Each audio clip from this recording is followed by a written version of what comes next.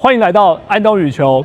我們今天很特別，我們今天是在 Melbourne 的羽毛球場地，叫做 Pro-Fit。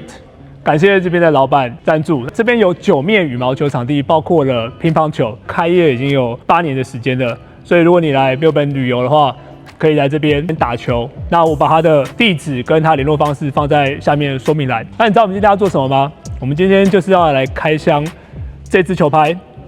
噔噔，它就是安東森的最新戰拍。我們上次有跟那個大洋洲的冠軍 Shred 不是有拍攝那個影片嗎？那我們今天是邀請 Shred 的師傅，就是來自Penang的 Paul 來跟我們一起開箱球拍。歡迎 Paul， 這支球拍你準備好了嗎？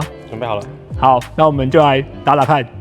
好 ，Go。Aerospeed 99一開始打起來，其實就非常像90 KN。在廠商沒有跟我講這支球拍是給誰使用之前，我拿起來的感覺其實就是這樣。我覺得它的指向性會比90 KN 更好一點點。主要它們兩個的差別是在兩支都有用鈦合金纖維導入它的拍框，但是呢，在這個新的球拍裡面，最重要的是它的中管上面去做了升級。它是用了合金纖維導入它的中管，然後同時它又換成是 West 3.0。原來這支是有用是什麼樣的中管 ？Metallic Carbon Fiber。觀眾可以在下方留言告訴我，交給你們幫我解答。一開始我們是打平球嘛，那平球的話，我覺得是蠻直接的，大概會給它一個10分的話，我再給它個8分。打感是蠻直接的。那因為是 West 3.0，所以它的彎曲也沒有很多。對，那你觉得怎麼樣呢？我覺得穩定性也挺好的，然後速度上面也挺快。對，我覺得差不多也就是8分左右。長球的話，我會覺得一種很奇怪的感覺，它有點硬。那我打到的時候有一點點出不太去，沒有辦法把动作揮完。对，就它動作可能要比較完整，因為它有點偏硬。可是很神奇的是，球會到底線。就是我的動作沒做完，但是它的球到底線，那我會感覺是它的拍框。還有拍框的設計幫我把球帶出去了。打完之後，我們馬上就換回 Paul 手上這支 Drive 12打，那他明顯覺得長球上面會比較省力。那 Paul 你覺得呢？会比较有控制性，对，反正就是力度你也不怕，力還是帶得出來。但反倒是控制性的話會更高一點，就你也不怕說很容易出界，就跟之前第一代有點相似。但主要是它加了這個Nano Gel 的元素，就拍框打起球的話會有稍微有點粘性，所以控制性非常強。10分的話，我會給8分吧，還要適應一下。目前來講還不是說特別好打。對，你覺得呢？如果說控制性球員來說，我覺得是我會給9分的。9分挺好的。接下來我們就是測試殺球，殺球就是這支球拍的強项。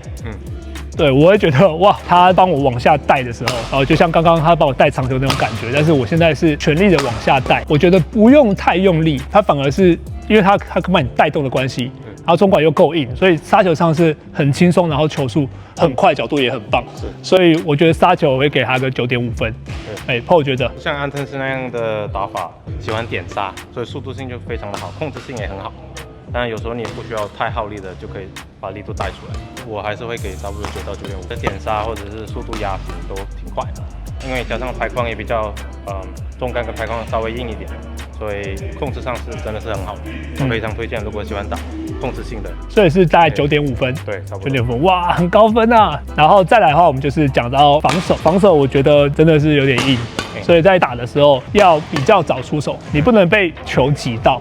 我會覺得說，要在前面的時候去把球借力打掉。那如果進來的時候會有點難打出去，因為它有點硬。對，可是因為它的拍框設計，它的是比較銳利的這種破風的這種拍框，我覺得剛剛在揮的時候會又有點揮太快，所以我會一直試着想要讓球進來以後再打。可是我又被擠到，所以這個感覺它是有一點點跟我平常在打的是有點不一樣的，是需要做一些調整。Paul， 你覺得他的打感怎麼樣？它比較硬一點，所以有時候動作不需要太大都可以打出去。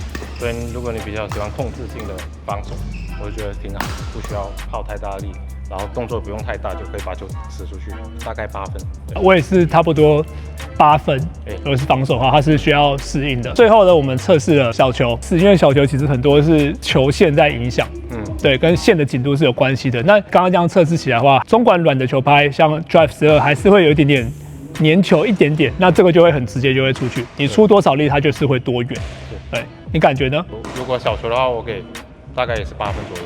最後的話，我是覺得我們可以給這支球拍顏值給它一個評分。我其實蠻喜歡的，它的實體是真的是蠻好，消光黑，然後配上粉色，对，它不是那種亮亮的粉色，你要看實際在這個燈光下，這樣看起來是一個很舒服的灰色、粉色，然後再來，其實它這邊做一些顆粒，是延續90KM 的一些設計。對，我也很喜歡這個，然後這些一些龍紋，對，我特別喜歡的。對，所以我其實蠻喜歡這一支的配色，我會給它個9分誒。你呢？我會給它一個8分。為什麼？你不喜歡粉色嗎？每個人的喜好不一樣嘛，可能就會稍微大膽一點這個顏色。可能我個人就是男生嘛，可能就沒有那麼喜歡的粉。你不喜歡粉色？也不是不喜歡，就是不會那麼的出色。對。哦，我喜歡一個芭比類型這樣。芭比類型，那你肯定喜歡這個牌，挺特別的，就特別是它的龍紋，我特別喜歡。